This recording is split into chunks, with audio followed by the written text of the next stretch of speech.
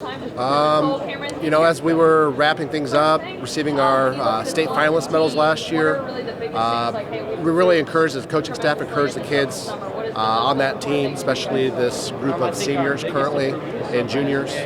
Those kids that were on the field, on the sideline, just to look across the field and let that championship celebration of another team kind of settle in. We encouraged them to remember that.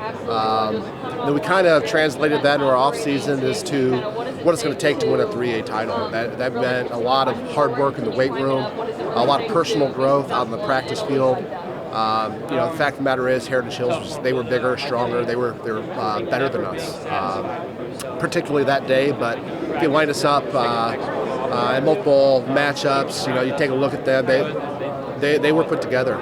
They pushed us around, and as a program, we had to, as a coaching staff, we had to decide that for us to get over that hump and win our first 3A title, we have to get bigger. We have to attack the weight room a lot better. So that's been a primary focus this entire offseason. Has been just individual development on the field, in the weight room, on the track, and then learning the X's and O's as we go along.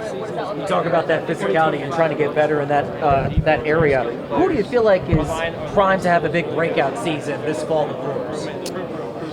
Oh, a breakout season. We got more than a handful of youngsters that haven't played varsity football. I got a couple quarterbacks competing for a starting position in the sophomore class, a couple running backs in the sophomore class competing for a starting position.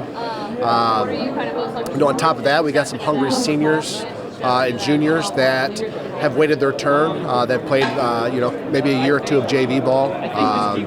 I think it's hard to pinpoint one or two kids. I think there's more than a handful of kids that we're really excited to see shine on Friday nights.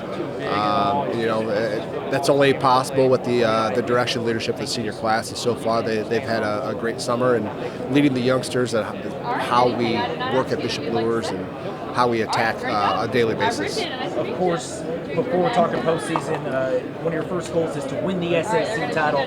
Knowing that schedule's going to be shaking up a little bit this year, you're seeing a lot of the other big schools on your schedule this fall.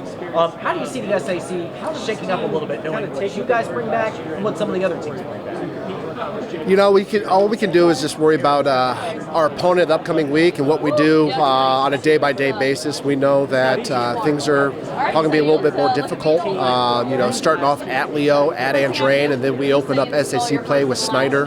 We finished SAC play at Carroll. If you're looking at recent past, if you were going to predict a winner or say, hey, this is the team knock off, it's Carroll right now. It's definitely Carroll.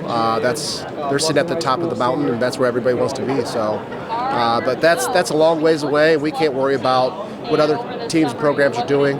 We just have to, especially with as much youth as we'll have on the field at our skill positions, in particular, kids handling the ball, a lot of youngsters. We just need to worry about executing a game plan on a week-to-week basis, and that's only done again on our approach day by day on the practice field.